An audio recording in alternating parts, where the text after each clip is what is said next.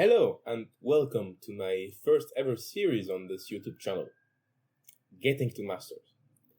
So, for a bit of an introduction, I have peaked at Master Promos with one victory, which means I actually never got to make it to Masters. Despite having a student that I coached that actually managed to do that. And for a long time, I kind of was satisfied with that. That peak was something I even used as a source of pride, I would say. It no longer is, honestly, especially since this season I have not been high diamond yet. So,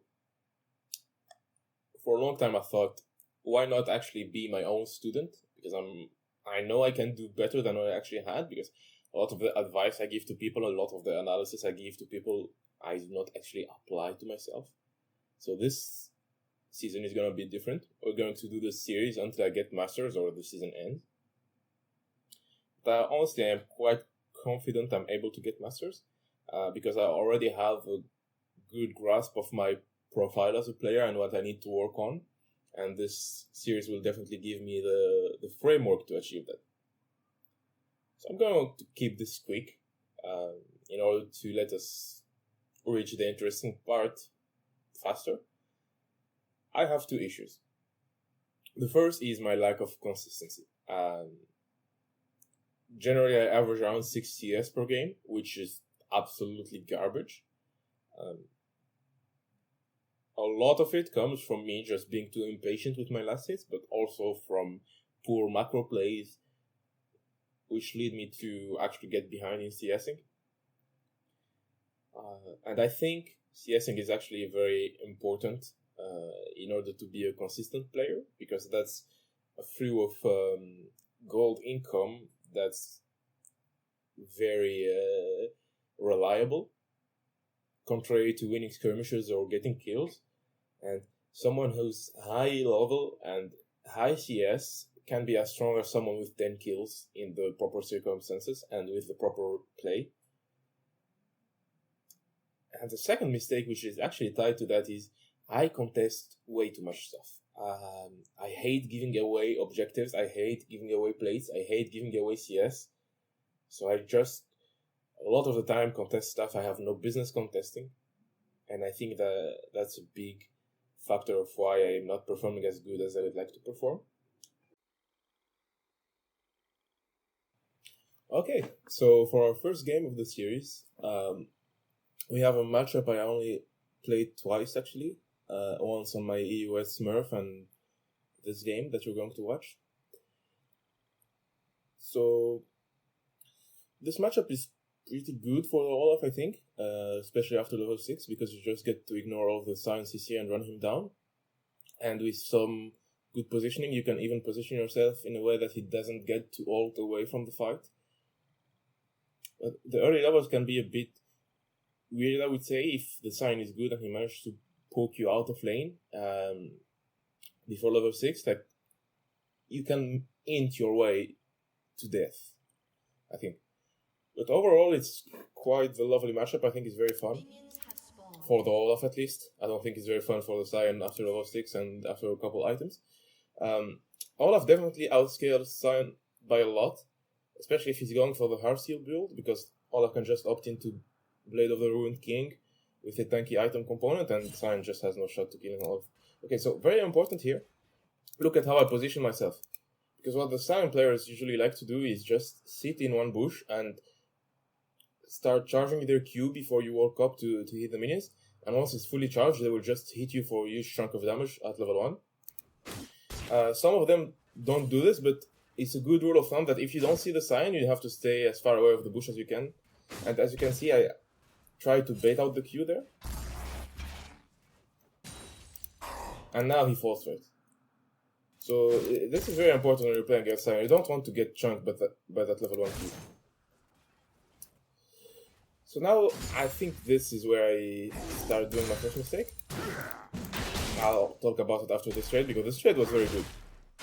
His Q is on CD, so I drop all in him. Obviously he gets his Q back at the end, but it's okay. I got a huge chunk of his health because why can't he Q when I start hitting him? Because if he starts to do that, I'll just go behind him and dodge the Q altogether. So he actually played that well because he waited for me to start disengaging before charging his Q. So now, back to my first mistake. The issue here, other than getting hit by that Q, is I am playing against Kindred, and Kindred players are very fond of level 2 ganking top lane. They would usually just do 3 camps into gank, and they will be level 3 on your only level 2, and it would end very poorly for you. And as you can see, I didn't have this info at the time, but the Kindred is actually pinging that she wants to come to gank me after doing 12 camps. So my instincts were right. I even warded the river to protect me a bit from that. Right now, I have both my summoners. The replay tool is a bit weird because it will tell you that summoners are on CD. It's just because I saw a play earlier where I used them, so that's why they're on CD. But in this moment, right now, I do have both my summons. And the Kindred is running Ghost, so I could probably get away with my life if I see her on that wall. But I am still extremely scared, especially because she could come from the tree bush. And if she does that, I could get killed very easily. So I am definitely scared.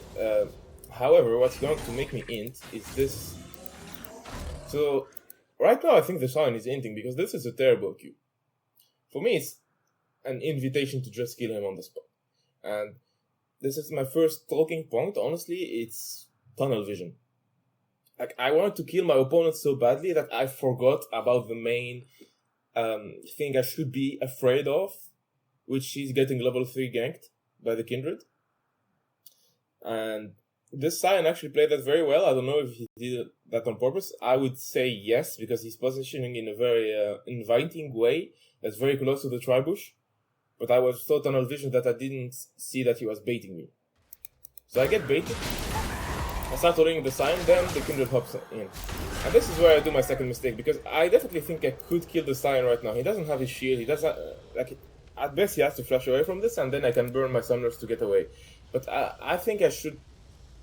I don't exactly recall why, but I decided to turn on the Kindred. And then I just get kited and I die. So this is an example of what not to do.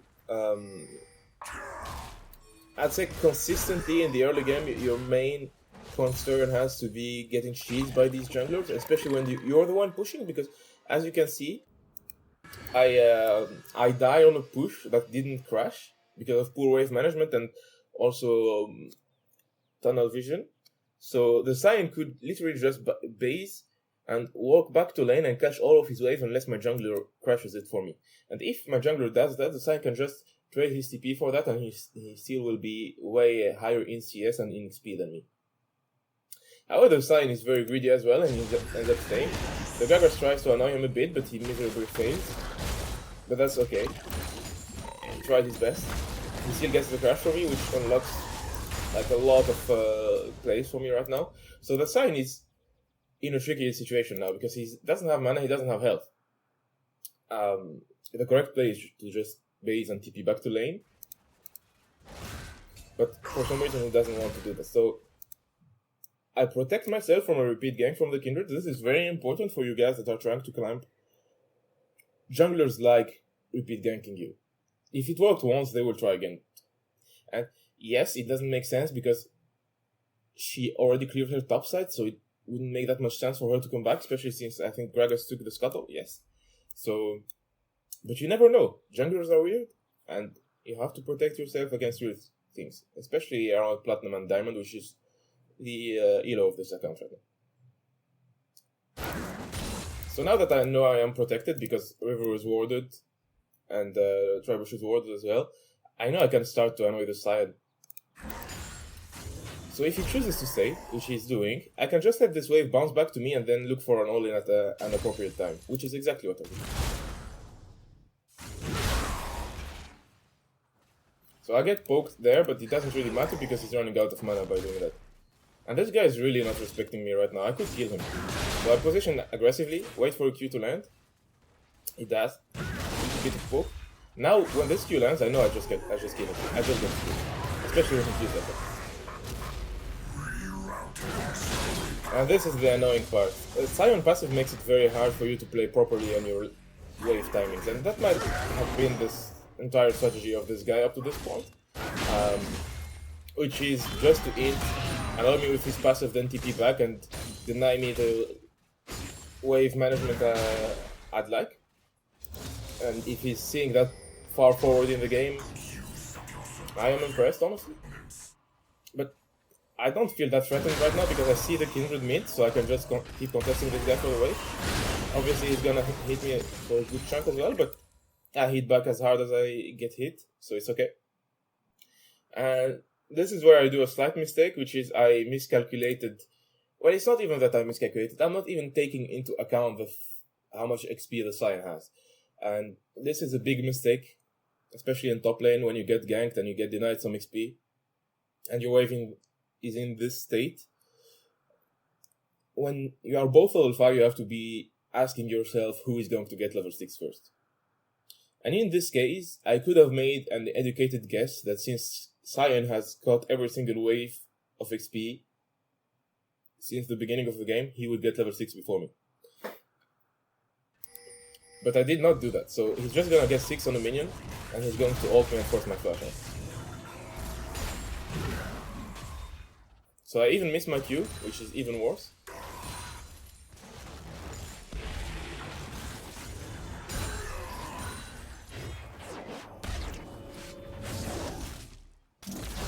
So now I'm definitely getting baited by his low health, right? I'm getting tunnel vision again, which is exactly why I forgot about this. So at that point I just accepted my fate, and I did a flash, a very safe flash, honestly, which was also a mistake because if I flashed better I could have killed this guy. But then I get chunked again, and my axe is not really well placed, so I don't get to kill him. But that's fine. I decide not to force it anymore because I see my Kassadin is backing top, so right now I just have to bait this guy because he's getting as tunnel vision as me. So after this Q lands, I just start sprinting away from him, because I know Kassadin has this kill, Sion has no way to escape, and the only thing that Sion can is hope for a trade kill. So I just position safely and get away from him.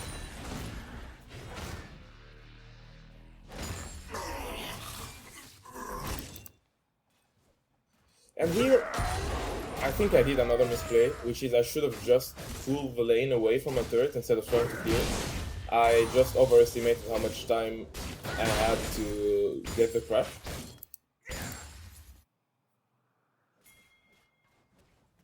So I tried pulling the lane because I know Sion is going to come back and he will deny me the crash. And what I'm counting on is on this cannon wave stopping him from hitting the turret. Except it's lethality side, so he just one-shots the entire wave, and he gets to get the wave.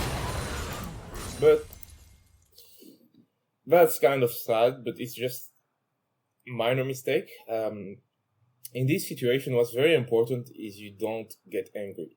You shouldn't go crazy because your opponent is getting resources. It's something that I've struggled a lot with in my League of Legends experiments, I would say, which is I hate when my opponents get played, I hate when my opponents get kills, and I hate when they get a slight edge on me. Which is actually the theme of this whole video. It's okay that your opponent gets something. It's not the end of the world because someone got something. Like, they still have to use those resources well, which most players don't. So don't be that guy that goes crazy because his opponent got a random kill on a roam. Don't be that guy that goes crazy because he mismanaged a wave and the opponent got 2 plates. That's fine. People will get resources. You have to deal with it. You have to outplay your way out of that. You have to out-macro them. And that's all part of being a good player. A good player shouldn't get angry that his opponent is getting something. And I do not match that definition of a good player right now. But in this game, I'm doing the constant effort of calming myself down and remembering it's okay. Sion will get plating, that's almost part of the champion.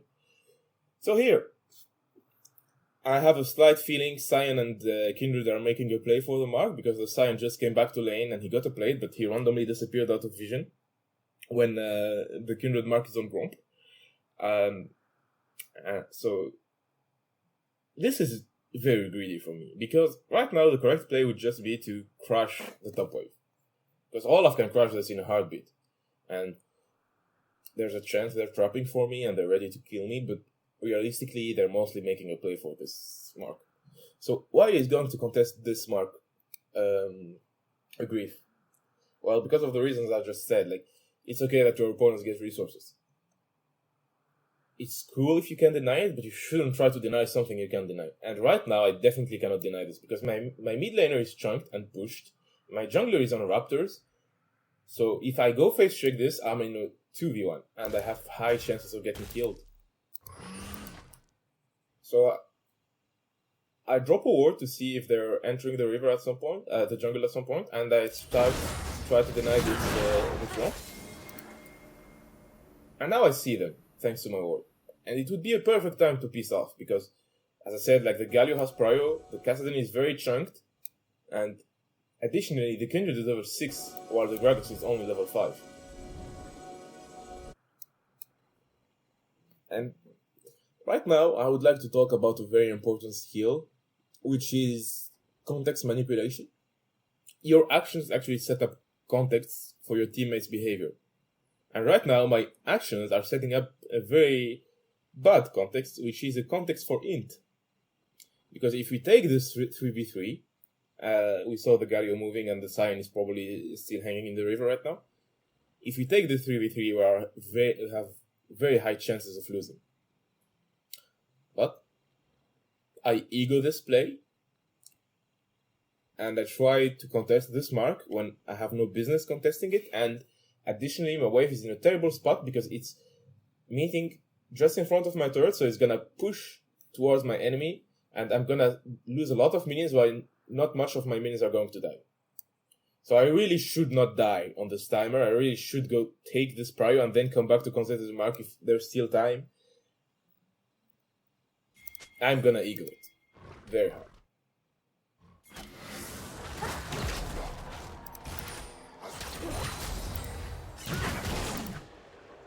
So another example of tunnel vision. The moment I stopped seeing the Sion, I completely disregard his existence. Because in my mind, the Sion would wrap around and try to Q me. And so I would have ample time to force the Kindred ult before my teammates come. But that's not what ends up happening. The Sion just Qs through the wall. And he chunked me for a lot of health already. But then, as you can see, the Kassadin, the moment he leaps in, he just gets instantly chunked out. And we barely missed the Kindred, like it was on 8 health. So some of you might be thinking, oh, that's just unlucky. The play was still good. No, the play was not good. Like, if the play gets decided by the fact that she lived on 8 health, it's a good sign that the play wasn't good. So I actually do think the Gragas played this suboptimally right now, because he should have just been hanging behind this wall, waiting for the Kindred to dash away, so he can shut her down. But still, I will take full responsibility for this development, because as I said, I manipulated the context, and I made it favorable for my team to int. And this is a huge int. Because mids get fucked because of wave bouncing, top gets fucked because of wave bouncing, Kindred gets her mark, and we give them 2 kills.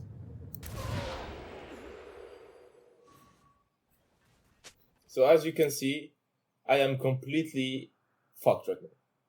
Because the Sion is gonna come back to this wave, catch it, and maybe he will even set up a freeze, and I'm gonna be so down in CS and XP. It's gonna be very, very bad. And as you can see, like, before this play, the lane was pretty much even between me and the Sion. The only difference was the plate he got. That's the difference in gold. After this play, the Sion is just monstrously fed. And look at this huge wave. Like, the opponent chose to go Herald, so the wave kept killing enemy minions while my minions survived. And this is the worst nightmare for a top laner. But as you can see, like, there's a 1k gold difference almost before the Sion catches this wave. So that play was completely int. It was a big reason why I lost this game. And I guess this video is me vowing to never do that again. I will do it. I know myself. This is going to happen again. It's probably going to happen until the day I stop playing this game. But what we can do is we can make that happen less often. And that's the goal of this video.